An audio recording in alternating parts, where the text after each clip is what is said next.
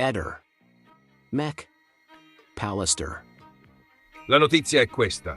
Luciano Garofano ha rinunciato alla consulenza per la difesa di Sebastiano Visintin nel procedimento sulla morte di Liliana Resinovic. La decisione cade in un momento cruciale dell'inchiesta, con il fascicolo che negli ultimi mesi ha riacceso l'attenzione su profili tecnico-forensi, tracce, reperti biologici, dinamica del confezionamento dei sacchi, compatibilità dei luoghi e su un nuovo giro di accertamenti. Il passo indietro di un consulente così riconoscibile non è solo una variazione d'organico, incide sull'architettura difensiva, sulla programmazione delle perizie e inevitabilmente sulla percezione pubblica del caso. Per capire cosa significa bisogna partire da 3 piani. Il primo è cronologico-procedurale. Liliana scompare il 14 dicembre 2021 e viene ritrovata senza vita poche settimane dopo a Trieste. L'indagine conosce fasi alterne, con archiviazioni discusse, riaperture e un progressivo spostamento di attenzione su aspetti tecnici.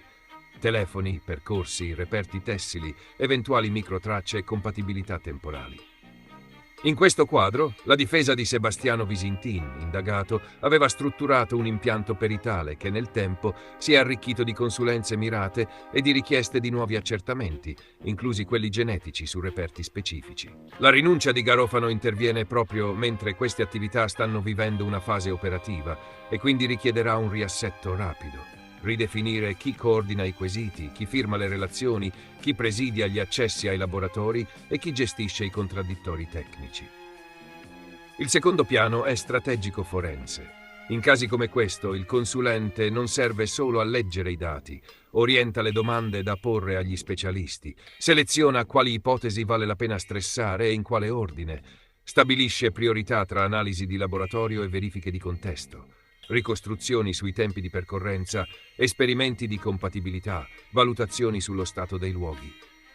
Cambiare guida nel mezzo di un percorso significa quasi sempre rimettere mano alla mappa, confermare ciò che è già stato chiesto, rinunciare a piste meno promettenti, aprirne di nuove se i presupposti lo consentono.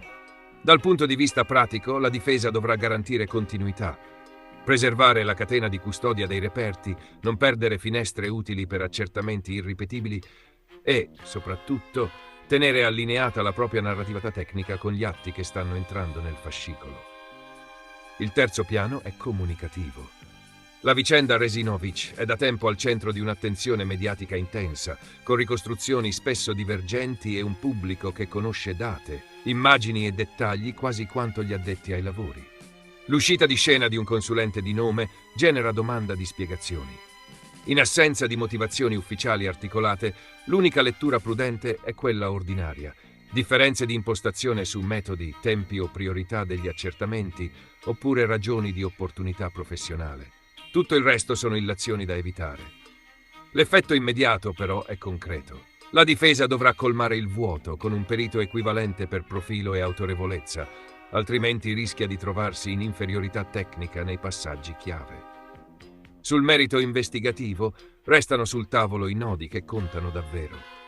La compatibilità della scena di ritrovamento con una messa in scena o con dinamiche alternative, la lettura coerente dei reperti tessili e delle eventuali fibre riconducibili a capi indossati nei giorni critici, le finestre temporali di spostamento compatibili con i tracciati telefonici e con le testimonianze, gli esiti degli accertamenti genetici aggiuntivi che possono confermare, escludere o lasciare in dubbio determinati contatti.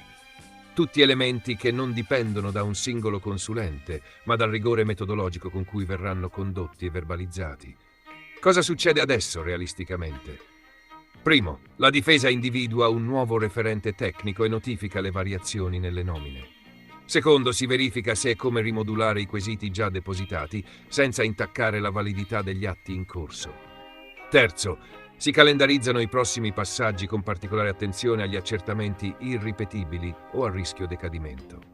Quarto, si mantiene una linea comunicativa sobria, perché in questa fase ogni dichiarazione pubblica può essere letta come un'ammissione o una contraddizione. È importante infine evitare un equivoco ricorrente. I consulenti non determinano l'esito di un'indagine, possono però alzare o abbassare l'asticella del controllo sui dati.